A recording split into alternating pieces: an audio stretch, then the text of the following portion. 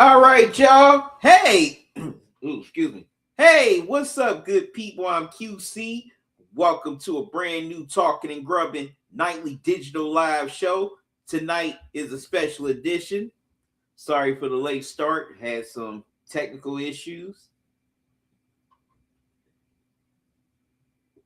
I'm glad y'all here. I want to know who you got for the Super Bowl tomorrow between the Seahawks and Patriots.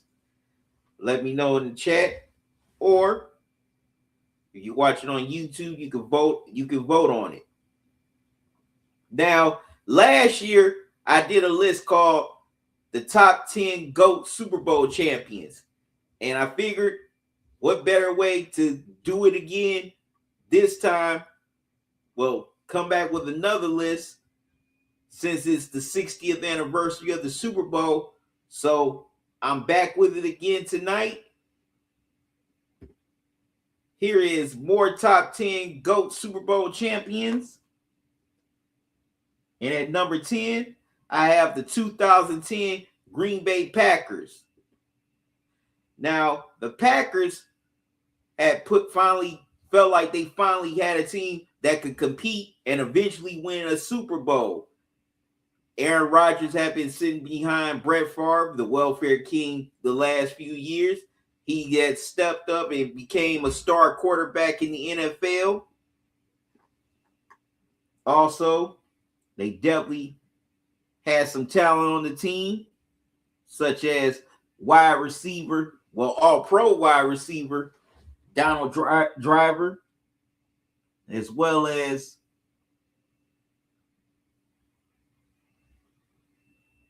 the other wide receiver, Greg Jennings, Jordy Nelson. They had one of the best receiving rooms in the NFL. Also, they had a pretty good defense with Clay Matthews III, as well as A.J. Hawk, the two linebackers. And then they added the veteran all-pro corner, Charles Woodson. So the Packers felt like they were finally ready to go to kick off the 2010 season and win their first Super Bowl since 1996. And they got off to a 2-0 start. Then they ended up losing their first 3 out of 4 games, and they ended up 3-3. But then they won 3 in a row before their bye week, which had them at 6-3.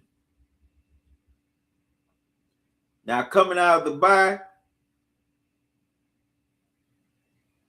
they still had their struggles as they lost three out of 4, including one to the Detroit Lions in a 7-3 game in Detroit, and also a very close game on the road against the Patriots, 31-27.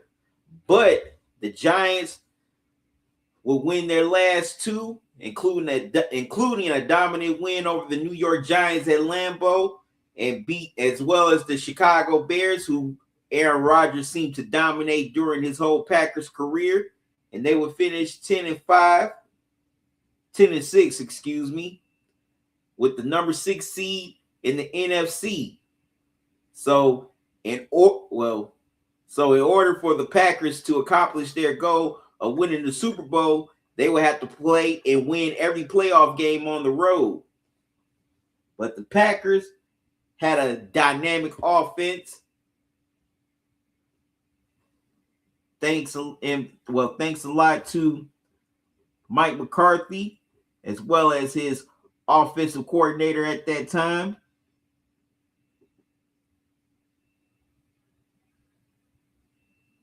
Joe Philbin.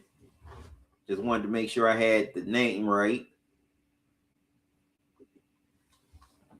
But the Packers finished almost top 10 in every offensive category.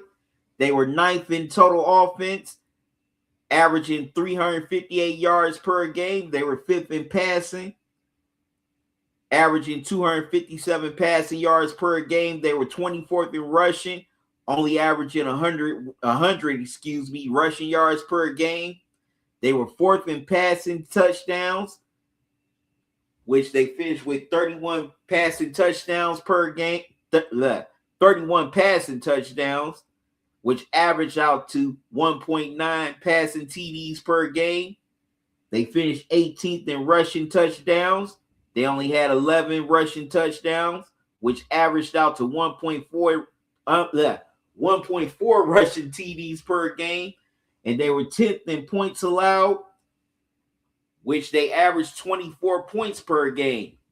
But also, as I mentioned at the beginning, they had a pretty great defense anchored by Charles Woodson and Clay Matthews. And they were top 10 in almost every defensive category. They were 5th in total defense, giving up 309 yards per game. They were 5th in pass defense, giving up only 194 passing yards per game. They were 18th in rushing defense, giving up 114 rushing yards per game. They were 2nd in points allowed, only giving up a resounding 15 points per game. They were 2nd in sacks, which they finished with 47 sacks. That averaged to 2.9 sacks per game. And they were 6th in takeaways, which they ended up creating 33 takeaways during the season.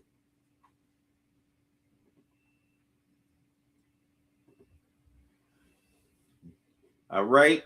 The Packers started their journey to a Super Bowl, and they had to win every playoff game on the road.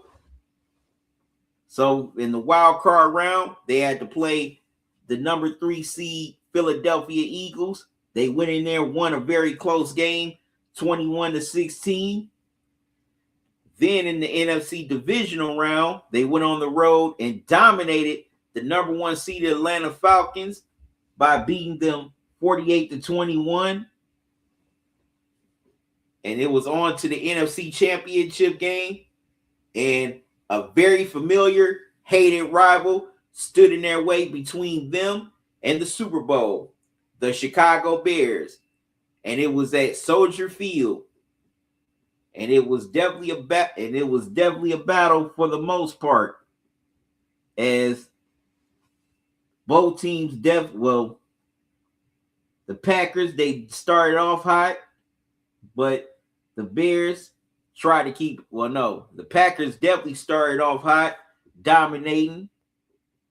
The Bears were trying to make a game of it, but BJ Raji came up with a huge pick six to seal the game for the Packers, and they won 24-14 and advanced to the Super Bowl. Now, here in Super Bowl 45, 45, my bad.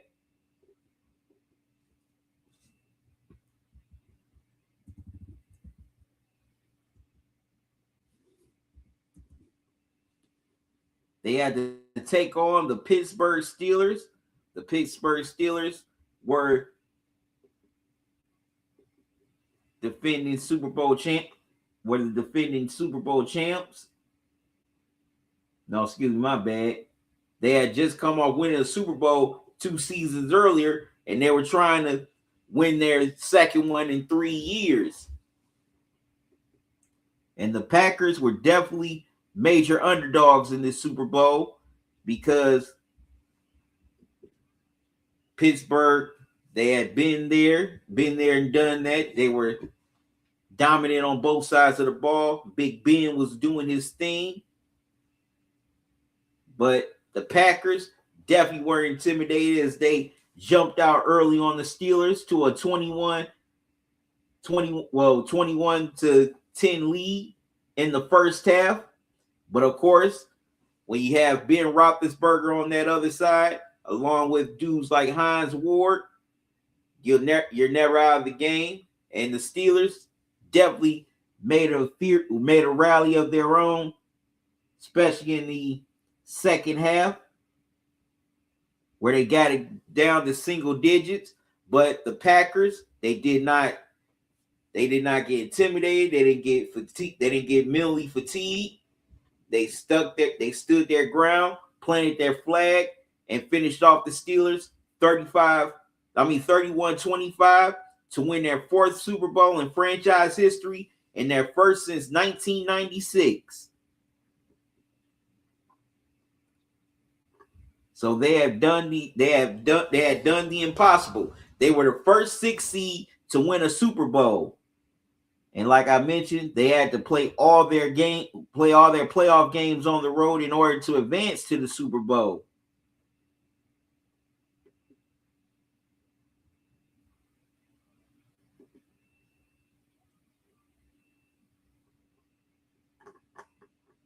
As Aaron Rodgers was named Super Bowl MVP, and he had a monster game. He finished with 24 completions on 39 attempts, 304 yards, 3 touchdowns, no picks, with a QBR rating of 111.5. Jordy Nelson, he had a monster game. He had 140 receiving yards and a touchdown. Also, Down Driver, he didn't do much because, of course, they were so focused on him. James Starks, he only had 52 rushing yards, but Aaron Rodgers was definitely the man in this Super Bowl as he dominated, and he really showed on the biggest stage what a superstar he was. Also, Charles Woodson finally got that Super Bowl title that he had been chasing his whole career from his days with the Raiders. Also, this team proved the front office and the ownership right that this was the team to finally break through and win the Super Bowl. Also, Mike McCarthy did a great job of coaching, not only in the Super Bowl, but throughout the whole playoffs.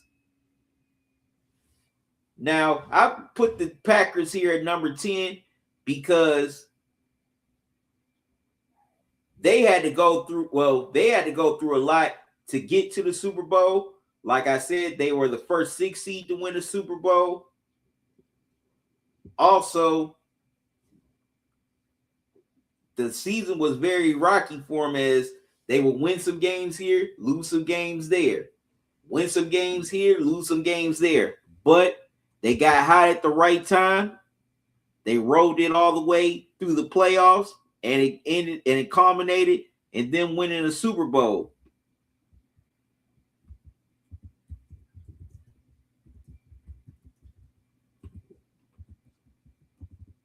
Also, this team doesn't get their just due for what they did during that Super Bowl run.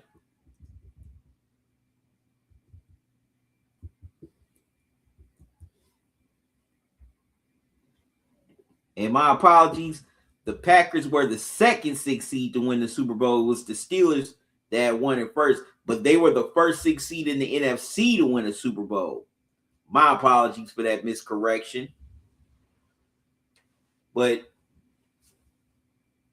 a lot of people slept on the Packers that year as a Super Bowl contender. Most people thought, they would be a pretty good playoff team that might get to the divisional round, or if they're lucky, the NFC Championship game. But nobody picked them to win the Super Bowl. Nobody. And I thought they had a pretty good team that was good enough to win a Super Bowl. I was a big Clay Matthews fan. I liked his game. Also, Charles Woodson, my fellow Ohio brother, had been a fan of him for a long time. I wanted to see him finally win a Super Bowl. So, he was already a Hall of Famer, but that Super Bowl title was definitely the cherry on top for his career, for his Hall of Fame career. And the Packers definitely proved a lot of people wrong by definitely taking down some elite teams in the playoffs and one elite team in the Super Bowl. All right. Just a spam comment. All right, I'm going to take a quick pause. I'll be right back, so don't go away.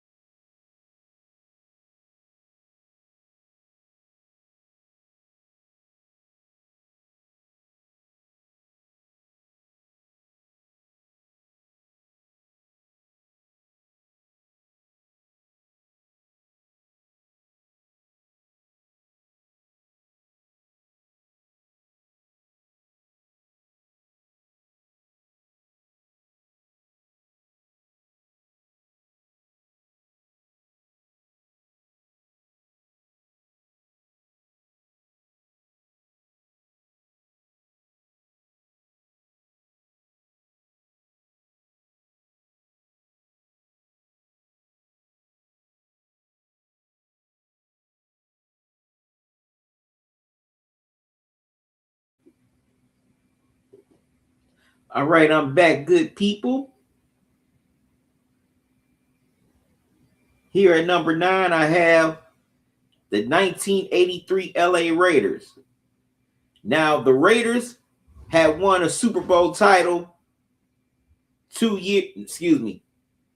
years earlier, and they were trying to get back on top. They felt like they had the team to do it again. They had Jim Plunkett. Also, they still retained a lot of defensive players from the previous Super Bowl.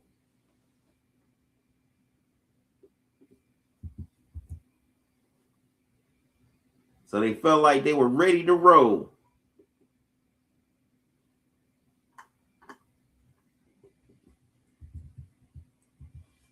And roll they did to start the 1983 season. As a matter of fact, the Raiders got off to a dominant 4-0 start. They definitely had their losses here and there.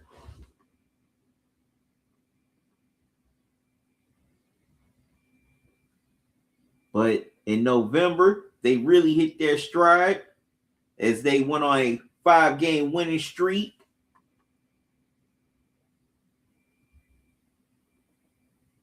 And then to finish up, and then in the final game of the season at home, they dominated the San Diego Chargers 30-14 to finish with a 12-4 record. That gave them the AFC West title, as well as the number 1 seed in the AFC. And they had 6 Pro Bowlers in Rod Martin, Van McElroy, Greg Pruitt, Lester Hayes, Ted Hendricks, Henry Lawrence, Howie Long, Rod Martin. If I said Rod Martin already, I apologize. Lester Hayes. And the Raiders, they definitely had it going on both sides of the ball. Of course, when you have Marcus Allen, you definitely going to be on point offensively. They were top 10 in every offensive category. They finished 7th in offense, averaging 355 yards per game. They were 9th in passing, averaging 215 passing yards per game. They were 10th in rushing, averaging 140 rushing yards per game. They were 2nd in passing touchdowns, which they finished with 31 passing touchdowns. That averaged out to 1.9 TDs per game. They were 8th in rushing touchdowns. They finished with 18 rushing touchdowns, which averaged out to 1.12 rushing touchdowns per game. And they were 3rd in points, as they averaged 27 points per game. And they were also pretty dominant on the defensive side of the ball. Now, they had some mixed rankings as far as defense. They were 4th in defense, giving up 296 yards per game. They were 18th in pass defense, giving up 197 passing yards per game. They were 4th in rushing defense, giving up 99 rushing yards per game. They were 13th in points allowed, giving up 21 points per game. They were 19th in sacks, which they finished with 57 sacks that, equaled out to 3.5 sacks per game. They were 21st in takeaways, which they created 36.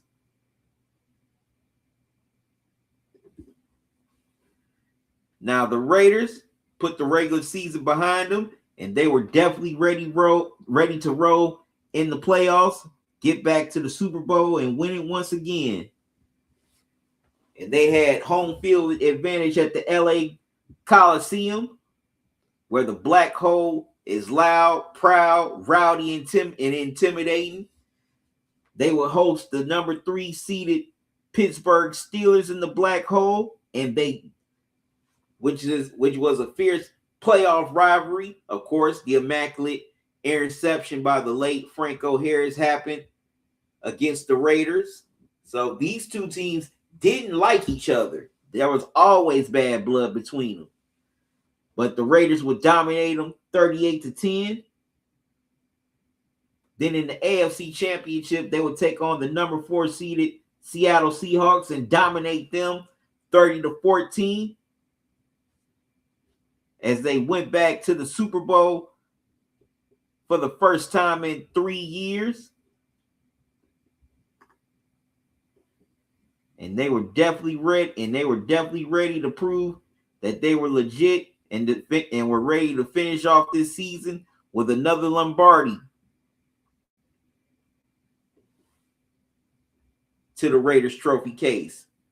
But standing in their way was definitely a worthy opponent, the defending Super Bowl champion Washington Redskins.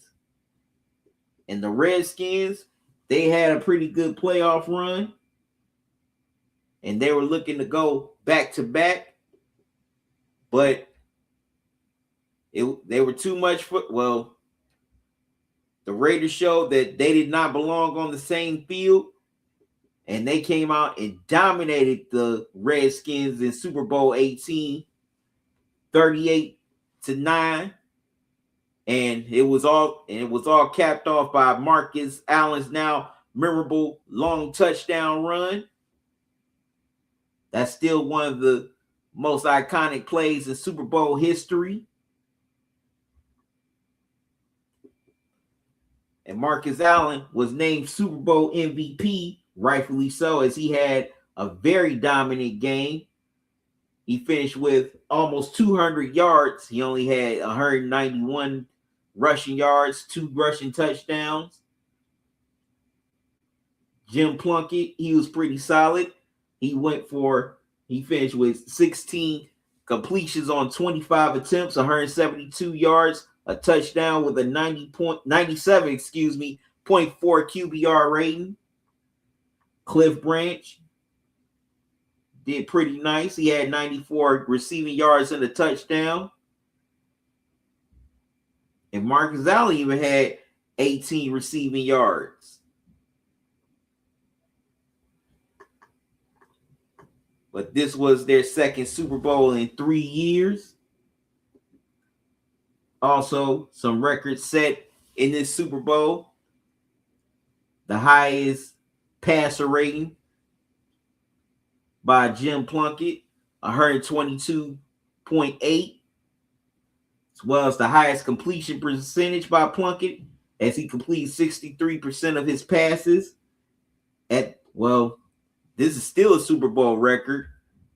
Most rushing yards in a game, Marcus Allen's 191 rushing yards, as well as the longest rushing touchdown, which was 74 yards. And that was from the line of scrimmage.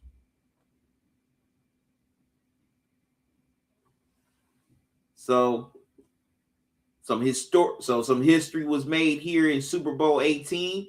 Now, I picked the 83 LA Raiders because doing my research, this team was pretty dominant on both sides of the ball. And also, they don't get their just due. Yeah, Marcus Allen definitely gets remembered for that 74-yard TD run, but this was a very talented team.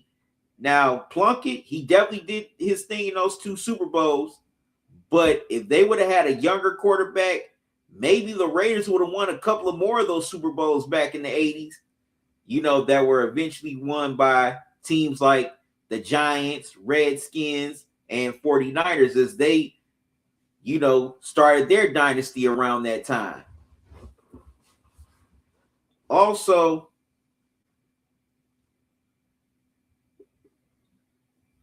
this team has Hall of Fame players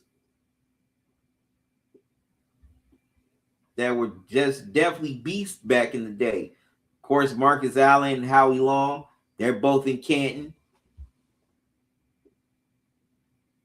as well as the late Cliff Branch.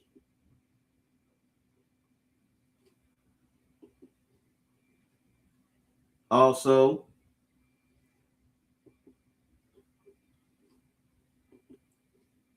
Tom Flores, the head coach of both of those Super Bowl teams. He's in the Hall of Fame.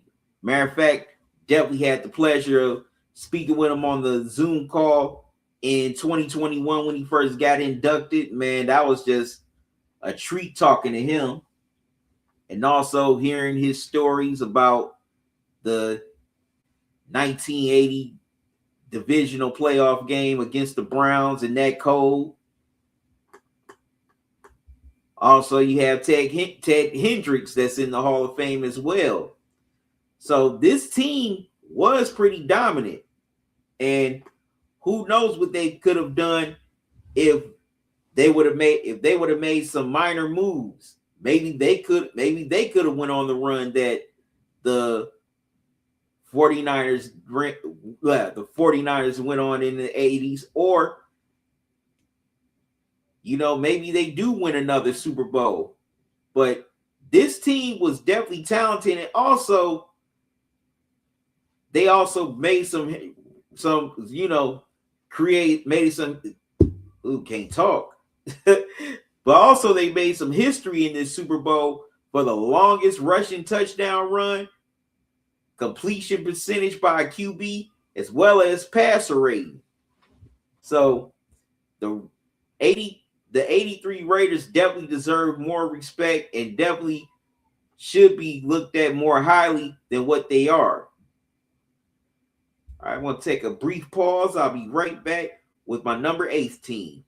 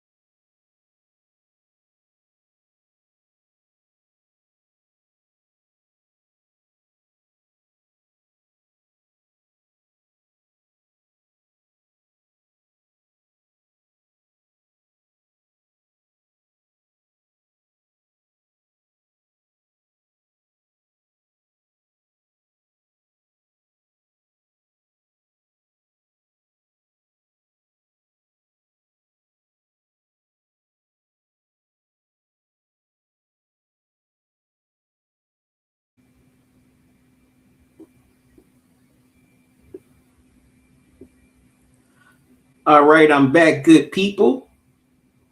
Right, let's continue with the show.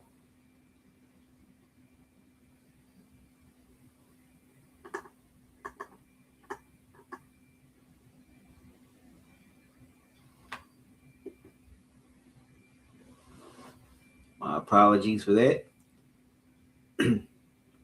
Let's continue with the show. At number 8, I have the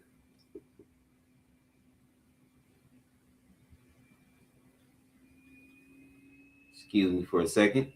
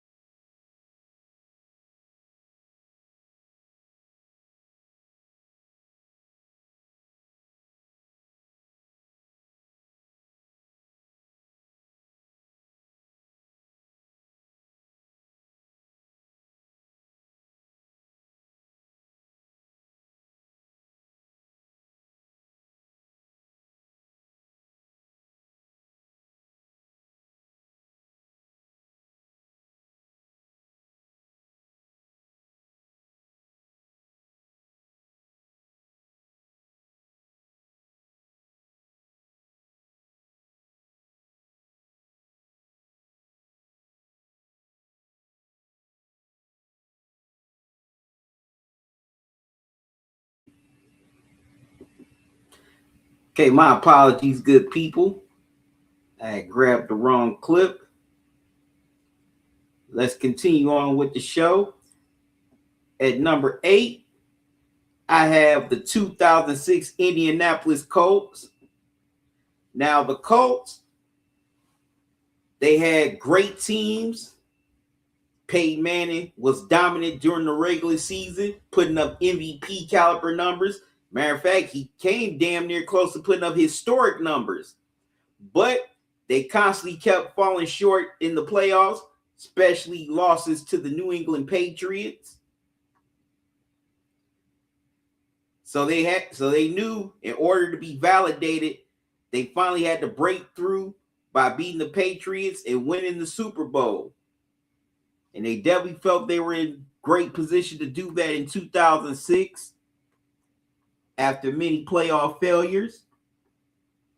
They felt they found Bill Polian as well as Tony Dungy felt like they finally had the team that can break through, not only get to the Super Bowl, but ultimately win it.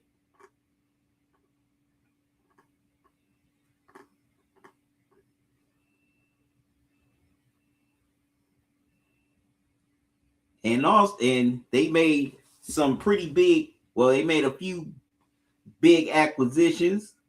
They signed Larry Triplett, David Thornton, but it won't be the biggest signing of them all. And it was a guy who had tormented the Colts for years. Three-time Super Bowl champion, and now Hall of Fame kicker Adam Vinatieri signed with the Colts, the Patriots' biggest nemesis. So they definitely felt that they were ready to compete and win a Super Bowl. And the Colts, they got off to a very great start. They started off 5-0, heading into the bye week. Coming out of the bye, they won 4 straight. Now, in November and December, they definitely stumbled.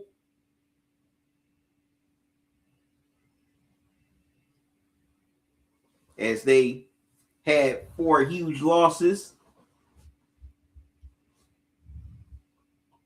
But they would ultimately finish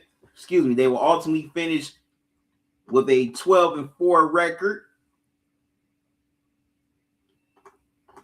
They had won the AFC South again, but they would be the number 3 seed in the AFC. So then when you're the number 3 seed, you definitely have a tougher road in the playoffs to try to get to the Super Bowl. But as always, the Colts offense was dominant. Especially when you have an MVP in Peyton Manning. Also, when you have dudes like Marvin Harrison and Dwight Freeney. They finished top 10 in almost top 10 in every offensive category.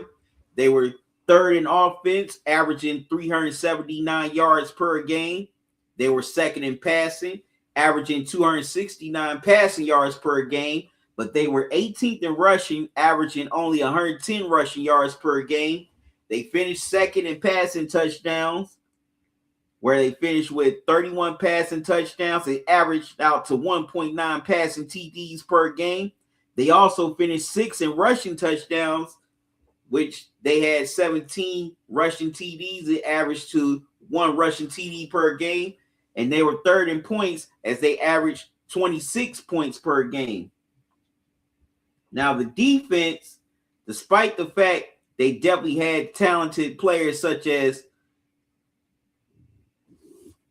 Dwight Freeney, my bad, I mentioned him on the offense, and also Robert Matthias, they finished almost in the middle of the pack in every defensive category. They finished 20th in defense, giving up 332 yards per game. They were 2nd in pass defense, giving up only 159 passing yards per game. But they were last in rush defense, giving up 173 rushing yards per game. They were 23rd in points, giving up 22 points per game. They were 29th in sacks, only finished with 25 sacks. That came out to 1.5 sacks per game. And they were 21st in takeaways, which they only created 26 takeaways.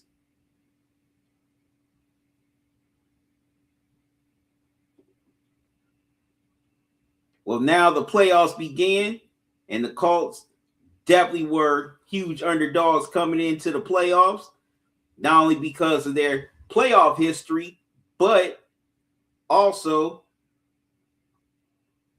they had some other great teams ahead of them that people were paying more attention to. But coming wild card weekend, the Colts dominated the Chiefs at home 23-8. Now, the divisional round, they faced their biggest test in the Baltimore Ravens. Now, this is the team who had eliminated them. My bad. Baltimore, they were coming off of a pretty good year. Steve McNair, God rest his soul, was doing his thing. But a funny thing happened here in this divisional round matchup. No touchdown was scored by either team. It was all field goals. So Adam Vinatieri proved that he was the clutch postseason hero that he had always been in New England, as he kicked four field goals,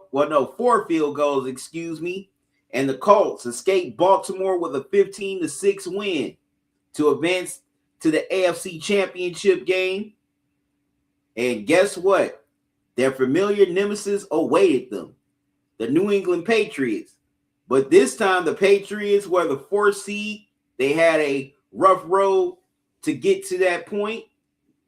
But this time, the Patriots would have to come to Indianapolis to play in RCA Dome instead of the Colts traveling up to Foxborough to play at Gillette Stadium. So you definitely thought this would be an advantage for the Colts. Wrong. In the AFC Championship game, the Patriots came out firing on all cylinders in that game. They took a commanding 28-0 lead by halftime. No, 28-3, And you thought, here we go again. The Colts were going to come up short against the Patriots once again here in the AFC Championship. Well, no, 21-3 in the first half. And you thought that the Patriots were going to cruise to another AFC Championship title against the Colts and advance to the Super Bowl. But this Colts team was different. They showed willpower. Also, they showed determination and more mental toughness here. And in the second half, they went on a blazing rally. Matter of fact, at that point, this was one of the biggest comebacks in championship game history. The Colts ended up scoring 32 unanswered points in the second half and ended up knocking off the Patriots, 38-14. That was sealed by a game-ending interception. Make sure I have the right player here. And that was cornerback Martin Jackson, who intercepted Tom Brady's pass to seal the game and to advance to the Super Bowl for the first time since they moved to Indianapolis. So they headed off to Miami for Super Bowl 41. They were playing against the Chicago Bears, who definitely were a Cinderella story, as they had a pretty dominant playoff run and were riding into the Super Bowl with a lot of momentum. And at first, they definitely carried that momentum as they started off leading 14-6. But Peyton Manning is Peyton Manning, and he wouldn't be denied. After he settled in, he just started firing the ball down the field to different receivers. And this was in a rainstorm in Miami. Matter of fact, it rained the whole game. I didn't see any, clear skies or any dry spots on the field. It was wet. But that didn't matter to Peyton. Peyton did his thing. Threw down the field. And the Colts would go on to win 29-14 to win 29-17. My apologies. They would go on to win their third Super Bowl in franchise history, their first since moving to Indianapolis. And finally, they finally got their redemption. All the failures of the playoffs past were gone. They were finally crowned champions.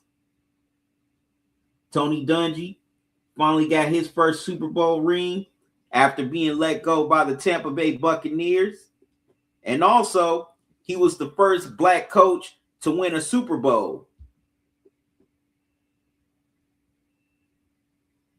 Peyton Manning was named Super Bowl MVP as he ended up finishing with 25 completions on 38 attempts, 247 yards, a touchdown, an interception. He had an 81.8 QBR rating. But Dominic Rose, the running back, stole the show as he had 113 yards on 21 carries and a touchdown. Now, due to the weather, of course, the receivers couldn't do much. Joseph Adai, he only had 66 yards. Marvin Harrison had 59. Dallas Clark had 36.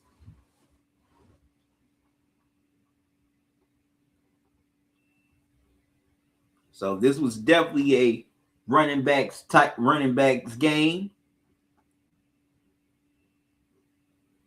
And Rose definitely balled out here in this Super Bowl. And also, this Super Bowl was historic for another reason. It was the first time two black coaches faced off against each other in the Super Bowl. You had Tony Dungy for the Colts, Lovie Smith for the Bears.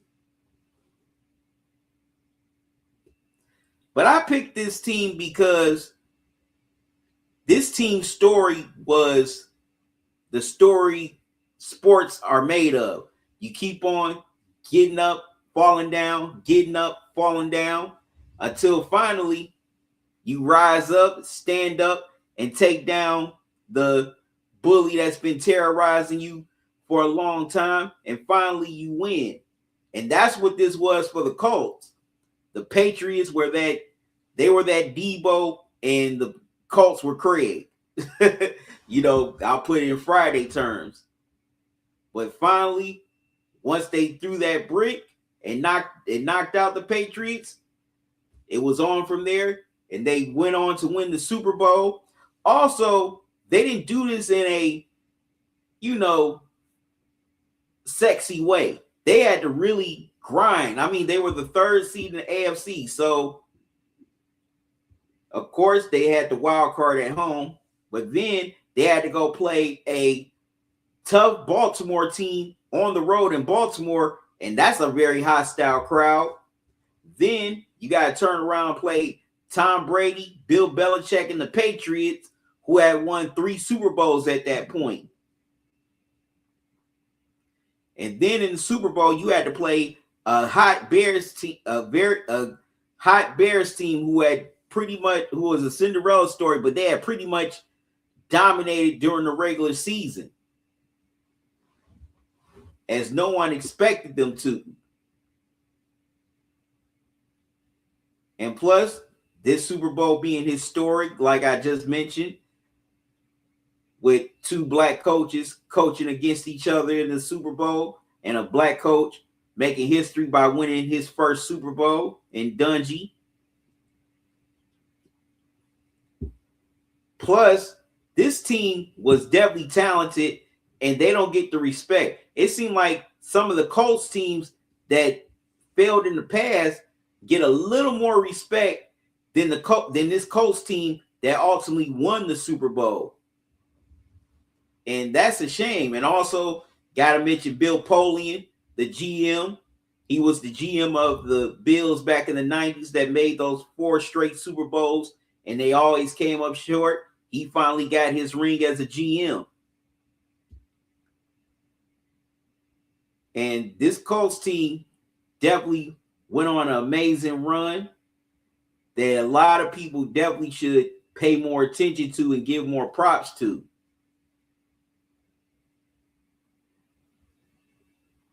All right, I'm going to take a quick pause. I'll be right back with my number 17. Don't go away.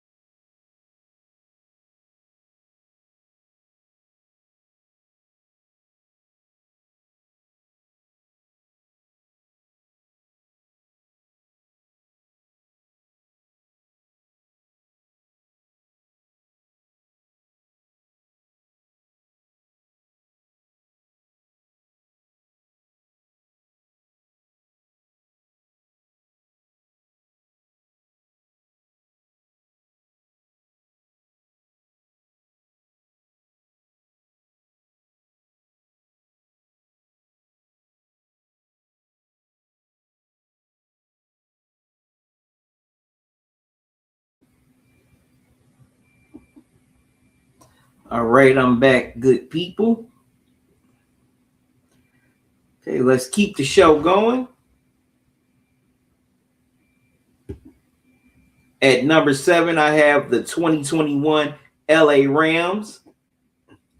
The Rams, 3 seasons earlier, had made it to the Super Bowl, but they came up short in a very close grind-out game against the New England Patriots.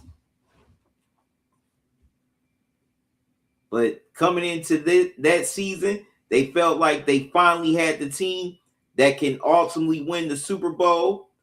They traded away Jared Goff for Matt Stafford to Detroit. Also, they acquired some veterans such as Von Miller, who had already won a Super Bowl with the Broncos and was Super Bowl MVP. Also, later in the season, after Odell Beckham was cut by the Browns, the Rams got him.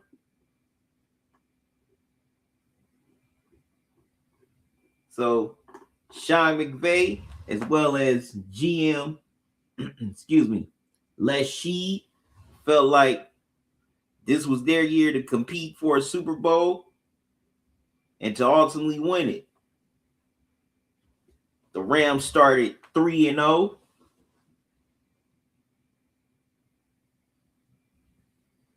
As a matter of fact, they won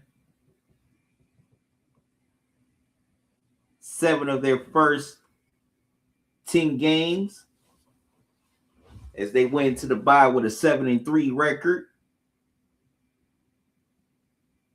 And from there, they only lost 2 games coming out of the bye. They won their last 5 games to finish with a 12-5 record to capture the NFC West, but they ended up with the 4th seed because they lost the tiebreaker.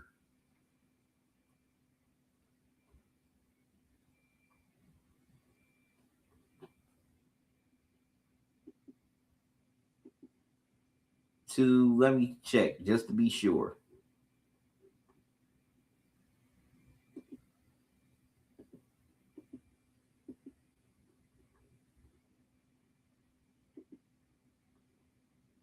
Yeah, he lost the tiebreaker to the Cowboys. So they ended up with the 4th seed, won the NFC East.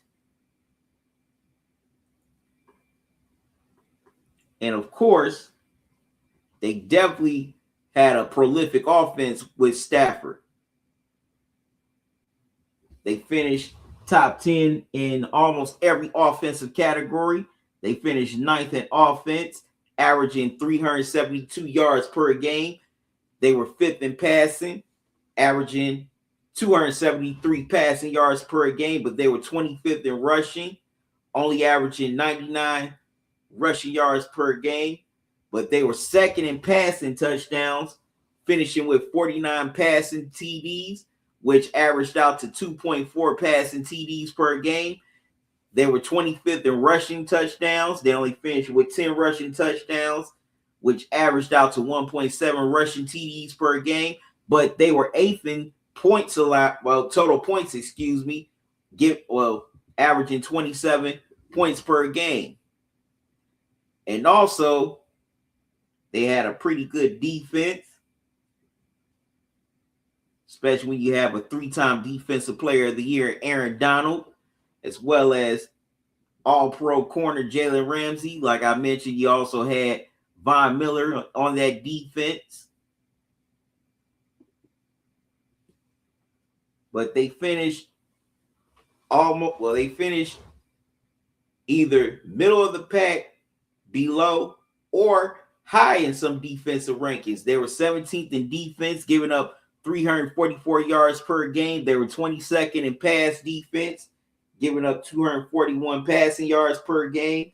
But they were 6th in rush defense, giving up only 103 rushing yards per game. They were 15th in points allowed, giving up 21 points per game. They finished 3rd in sacks, which they had 50 sacks, which averaged out to 2.9 sacks per game. And they were 10th in takeaways, which they created 25 takeaways.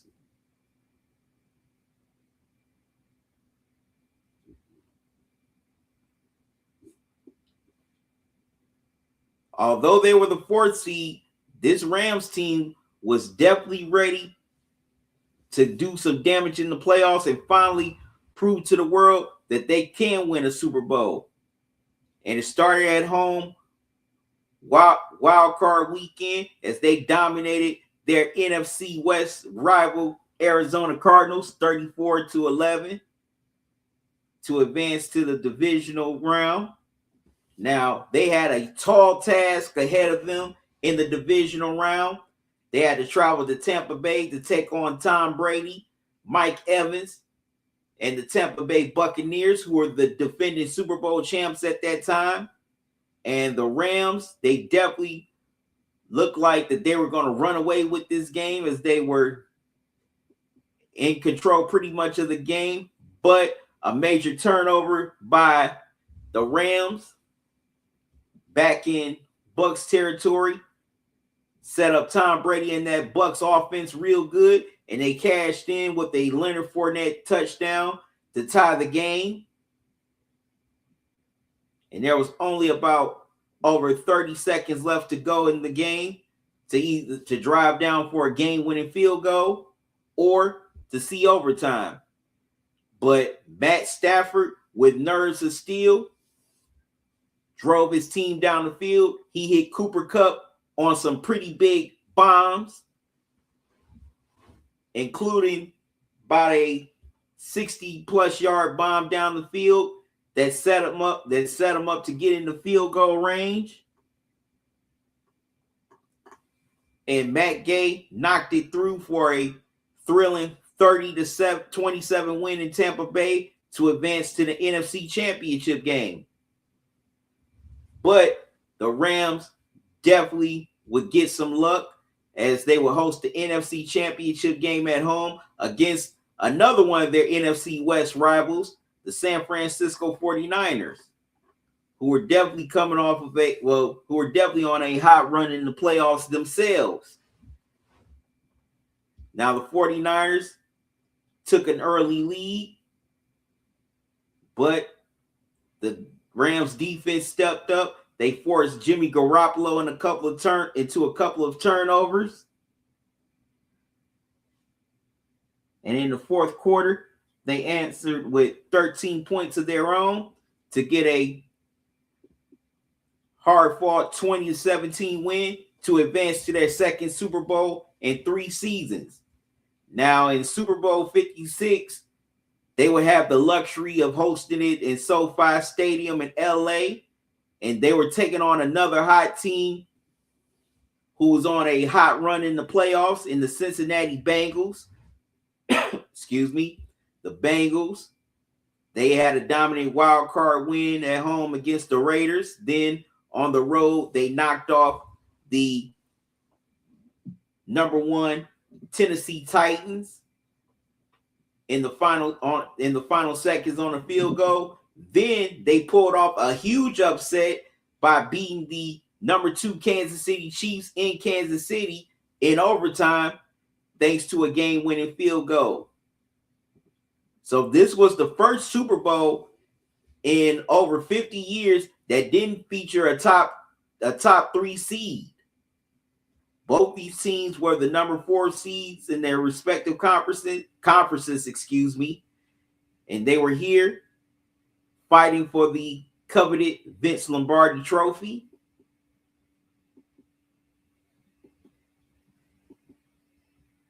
So you knew it was going to be a battle between these two teams, as they had battled all through the playoffs. And this was a back and forth game throughout, as both teams traded leads. Definitely got some big turnovers on defense. Well, not turnovers, excuse me, but also definitely got some heavy pressures on both quarterbacks. and it was going to come down to the fourth quarter. Now, the Bengals, they were holding on to a 3-point lead, and all they had to do was either get a turnover, get a stop to keep the Rams at bay, and finally win their first Super Bowl. But Matt Stafford, who already had a game-winning drive earlier in the playoffs in Tampa Bay against the Buccaneers in the divisional round, had to pull off some heroics again in the fourth quarter. And just like Tampa Bay, he drove down the field. Any big play he had to make, he made it. And they were definitely in the red zone.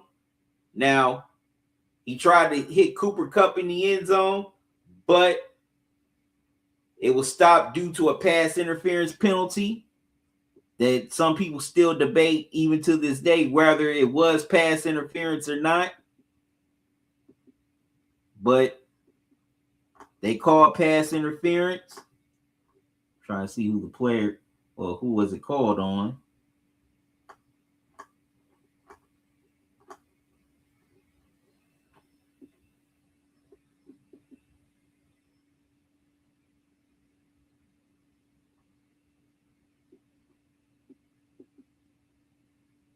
Okay, it was called on Logan Wilson. So Wilson got hit with the holding penalty, and that gave the Rams an automatic first down. So Matt Stafford went back to Cooper Kupp again. This time, Kupp caught it in the corner of the end zone for the touchdown, and the Rams went ahead. Now, it was the Rams' turn to get a stop on the Bengals, who had just been hot all postseason long. Joe Burrow has had one of the most spectacular playoff runs any quarterback can have, and he had definitely drove his team down the field for some game-winning drives. As a matter of fact, he did it on the road in Tennessee and Kansas City to set his team up to win the game in the final seconds. And he was trying to do that again on the biggest stage, the Super Bowl. And Burrow and the Bengals offense definitely got off to a good start. They were driving down the field, and they ended up getting to midfield, and they were just short of the first down. They just needed about an inch or a yard to convert for the first down, excuse me. And Burrow throws a pass that was incomplete as Aaron Donald and Greg Gaines tackle P. Ryan for no gain. So they made a fourth down stance to seal the Super Bowl for the Rams, their first Super Bowl since '99. That was their second Super Bowl title in franchise history. Finally, they had gotten redemption for that loss. Sean McVay became the youngest coach to win a Super Bowl. Aaron Donald finally got his ring. Von Miller got his second. OBJ, Matt Stafford, they finally got theirs, as well as Cooper Kupp.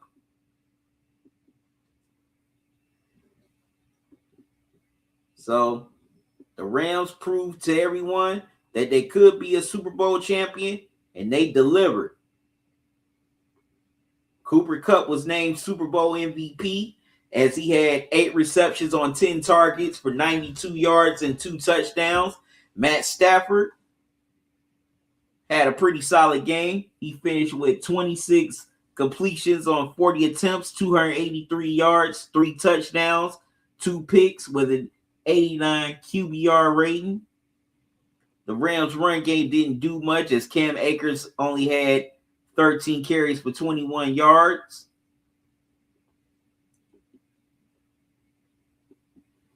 But the Rams defense stepped up when it needed to in this game. Aaron Donald and Gaines with the goal line the fourth down stance on Piron, excuse me, to seal the game. Also,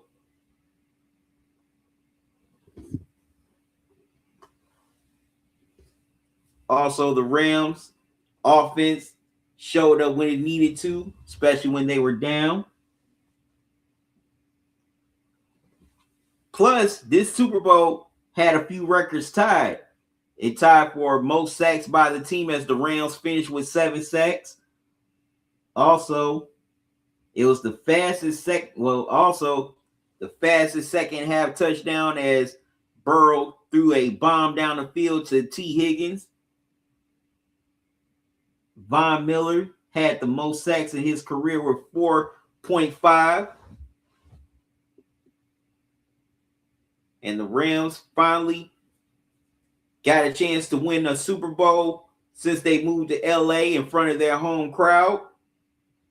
Now, this team, I put them here at this ranking because this team definitely had a hell of a story in the playoffs.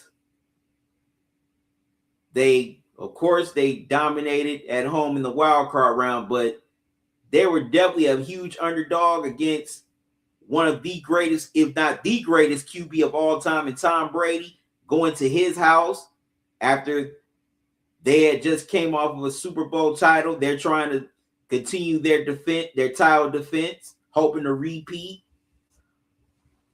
Then they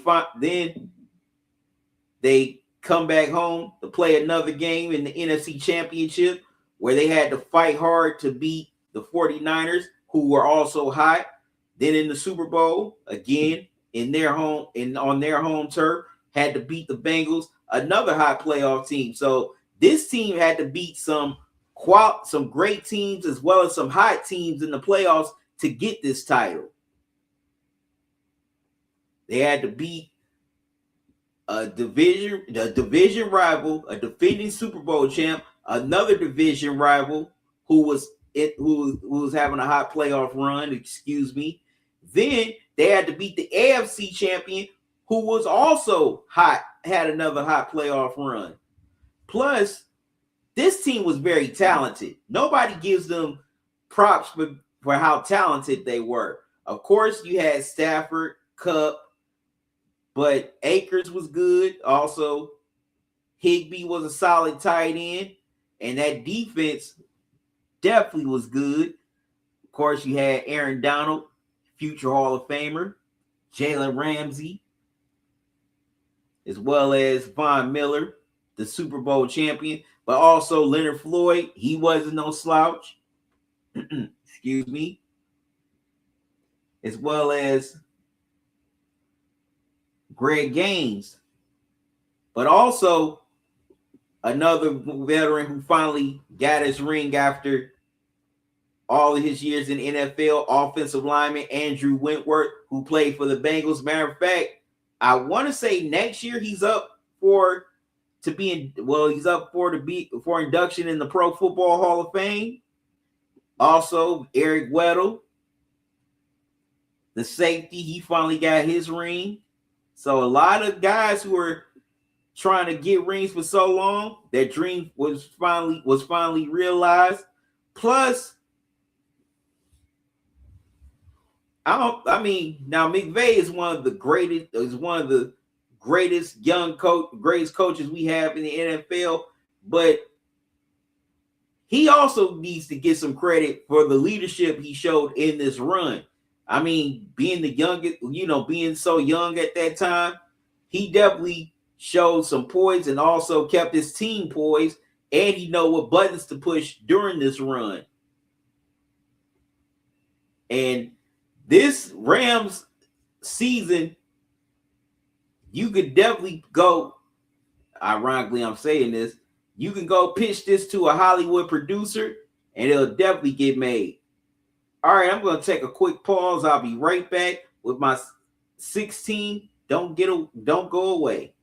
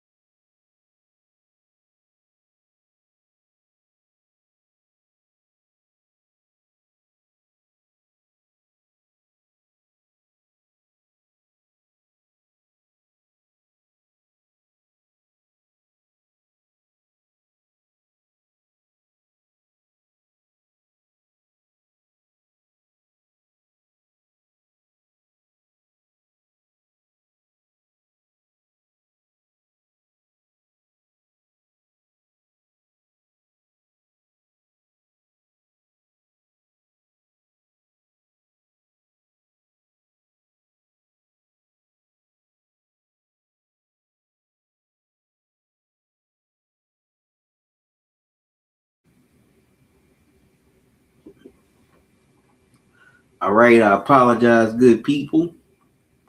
Had some technical issues on my end.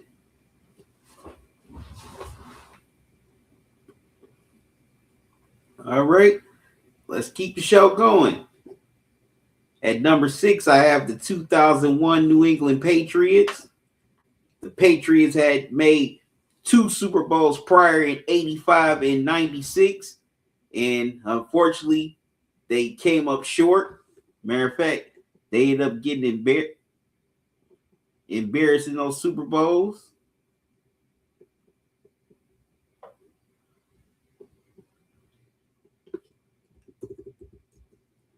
Bill Belichick was already a head coach. He had just come off of a losing season the season prior, a 5-11 record, as he was in his second year as the head coach of the Patriots. So no one was sure what was going to happen next.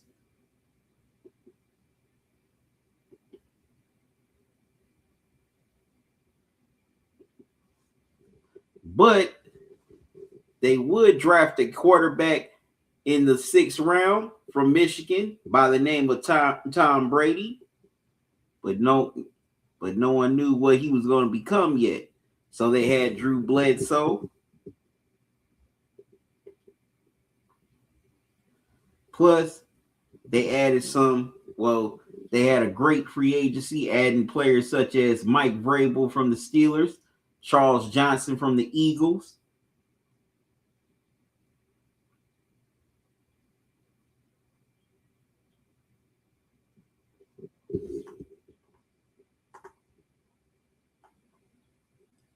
Plus,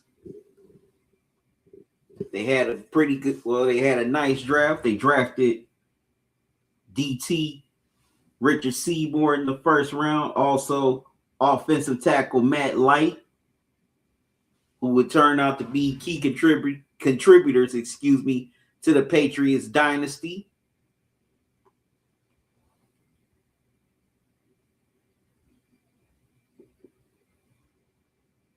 But the Patriots were ready to go in the 2001 season to see if they can improve upon the previous year. Now, it got off to a rough start for them as they lost their first 2 games to the Bengals and Jets. As a matter of fact, by the first 7 games, they were 3-4. And they were really struggling.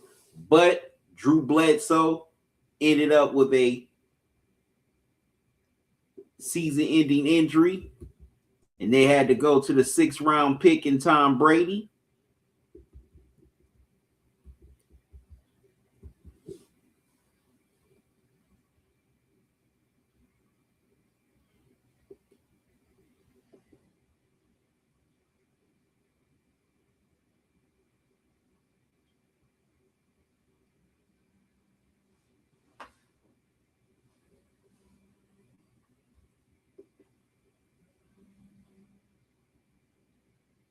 And he led them to a week 3 victory over the Colts.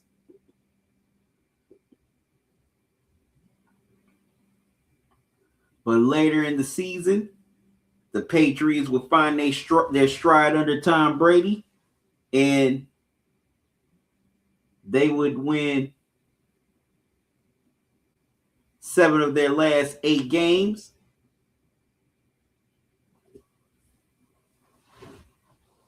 And they would finish the regular season. 8 of their last 9 games. My apologies. To finish with 11-5 record. They would capture the NFC West as well as the number 2 seed in the AFC. Now, once again, like I said, they had their struggles on offense under Brady.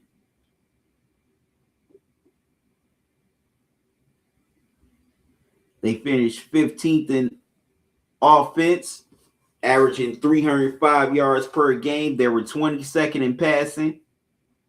averaging 193 passing yards per game. They were 13th in rushing, averaging 112 rushing yards per game. They finished 11th in passing TDs, which they had 21 passing TDs, which averaged out to 1.3 passing TDs per game. But they finished it 7th in rushing TDs, having 15 rushing TDs, which averaged out to 1.0 rushing TDs per game. And, excuse me, they finished 6th in points allowed, which they averaged 23 points per game. But they also had a very dominating defense with Richard Seymour, Ty Law, also other dudes like Damian Woody, Willie McGinnis.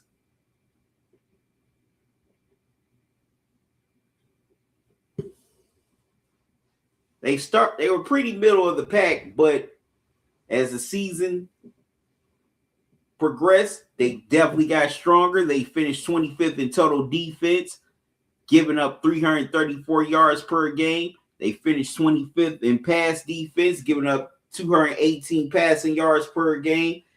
They finished 19th in rushing defense, giving up 115 rushing yards per game. But they finished 6th in points allowed, giving up only 17 points per game. They finished 13th in sacks, which they finished with 41 sacks, which averaged out to 2.5 sacks per game. And they finished 8th in takeaways, which they created 35 takeaways. Right, the Patriots were back in the playoffs. They were looking to finally get over that hump and win their first Super Bowl in franchise history.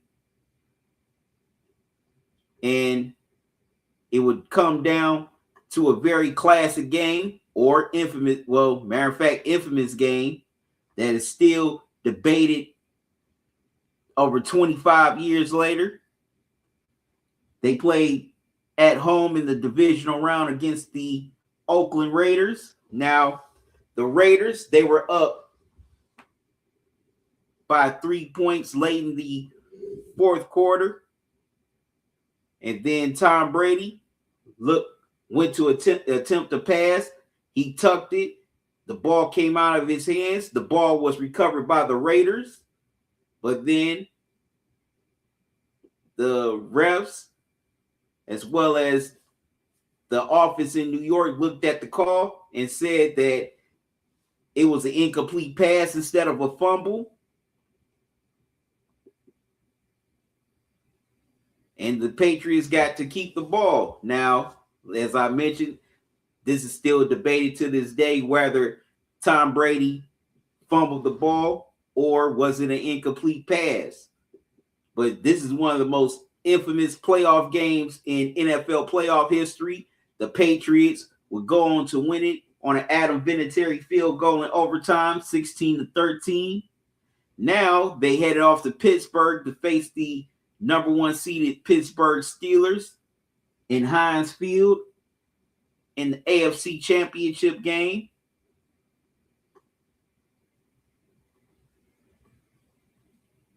Now,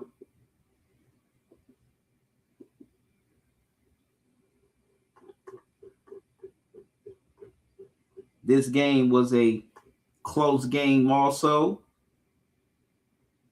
but the Patriots came out dominant as they took a early 14-0 lead in the second quarter. But of course, the Steelers definitely wasn't going to go down, as they had the experience as well as the poise.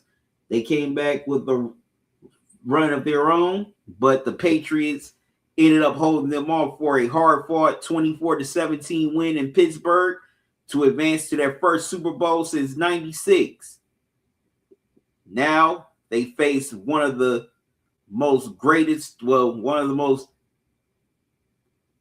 dominant teams during that time that had a prolific offense. Matter of fact, they were labeled the greatest show on turf.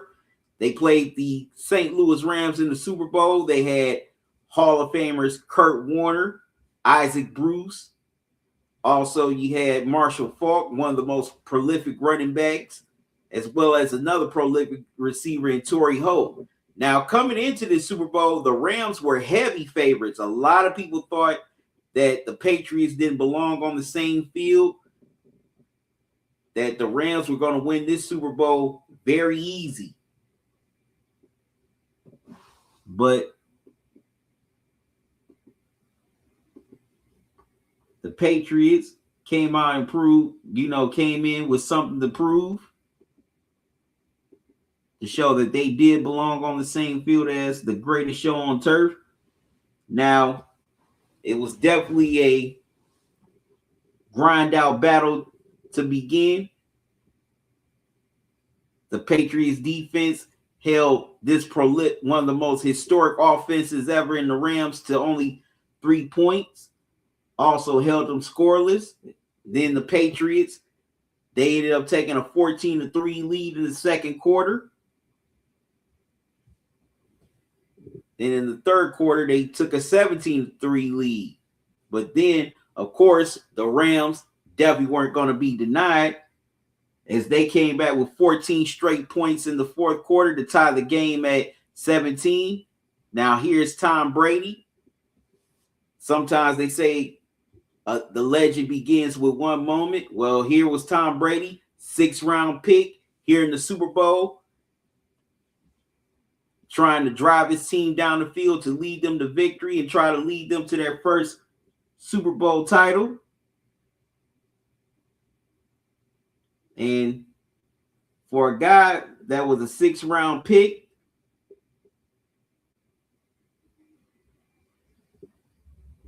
he definitely showed his poise as he methodically led the Patriots down the field. Almost every yard he needed, he ended up getting. He found various receivers down the field, and he drove them all the way down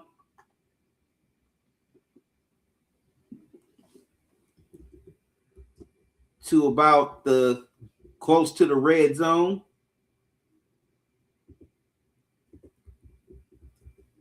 For a game-winning field goal.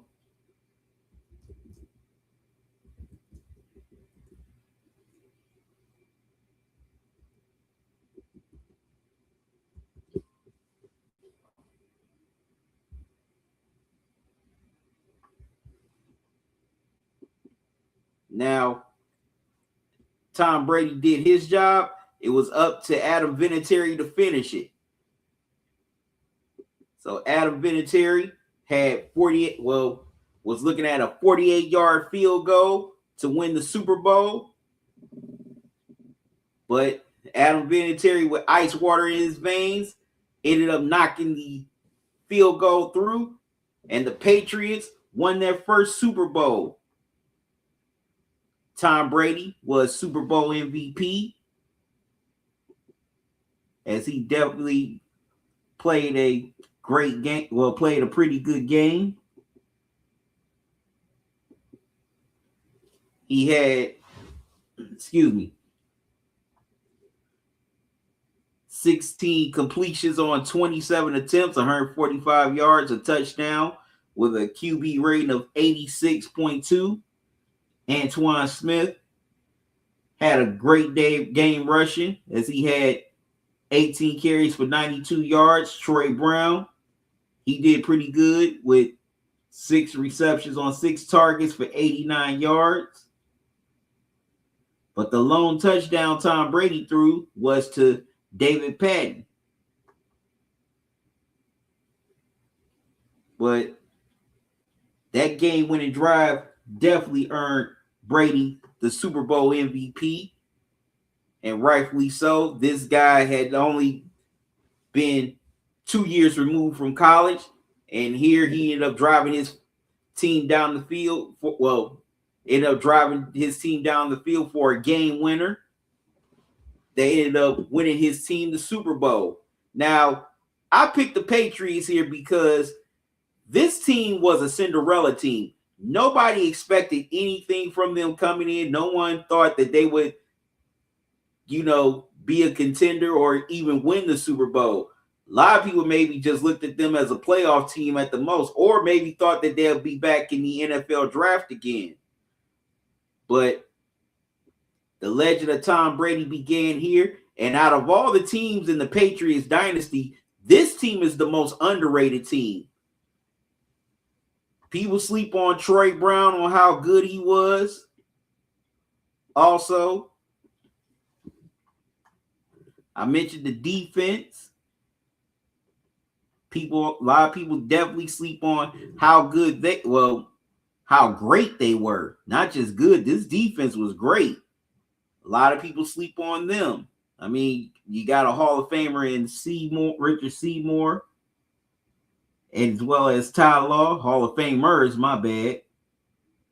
But of course, you got Mike Vrabel, who's about to coach in the Super Bowl, as well as Teddy Bruschi. Also, Bobby Hamilton. My bad on Willie McGinnis. My apologies. He was on the other teams, not on the first one. That was my bad. But this team came together against some incredible odds and accomplished the impossible, which was winning the Super Bowl. Like I just mentioned, this was a Cinderella team that no one thought would be in that position. Plus, this is the kind of story movies are made about. A team of underdogs finally rising up and winning. And this Patriots team definitely should get a lot more credit than what they do. But since they weren't talented as the other Patriots teams, this team kind of gets lost in the shuffle of the dynasty. But this team definitely needs to be recognized because they were the first to break through and definitely paved the way for this Patriots dynasty. All right, I'm going to take a quick timeout. I'll be right back.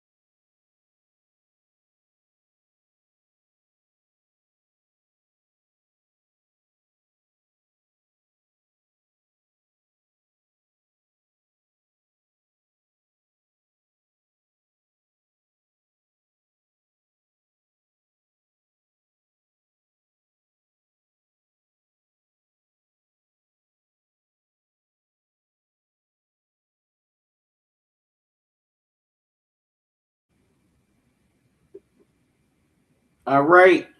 Well, 5 down, 5 more to go. And I'm going to end it right here. I'm going to be back tomorrow morning at 10 o'clock. So make sure y'all tune in. So till then, y'all, and also make sure you check out my Super Bowl live stream tomorrow as well. Well, today rather at 4:30. So until then, y'all have a good one. Love y'all to life. Salute. Y'all be safe. Enjoy the rest of your night. Enjoy your day. Enjoy the rest of your weekend. I'm out. See y'all in about 11 hours.